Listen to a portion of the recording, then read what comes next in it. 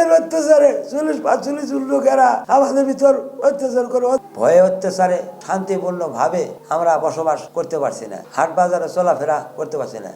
সাপধুরি ইউনিয়নের কাশারি ডোবার শেখ পরিবারের লোকজনের সাথে আমাদের বহু দিন আগে থেকেই শত্রুতা।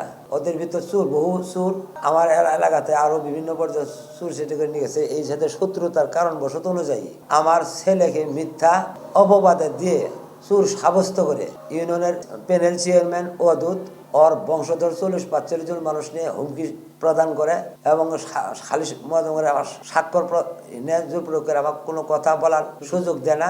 ওদের শক্তিতে আমরা না পারক, আমরা আইনের কাছে আশ্রয় নিতে বাধ্য হবে এবং সেটা দেশবাসীকে জানাচ্ছি। আমার ভাই এবং আমার ছেলে মেয়ে ওরা যে কোনো সময় ক্ষয়ক্ষতি করতে পারে। শুধু তাই না, ওরা হুমকি প্রদান করতেছে যে আমার ছেলে ঢাকা থেকে করোচলায় রিক্সা যেদিনই আসবো, 1 দিন পরে আসুক আর 5 বছর পরে আসুক, 10 বছর, সেদিনে আমার ছেলেকে ধরে মারপিট করবে। এর প্রতিবাদে বলতেছি যে আসলে আমরা সরল সহজ মানুষ, আমাদের পূর্বপুরুষ থেকে আজ পর্যন্ত কোনো চুর নাই।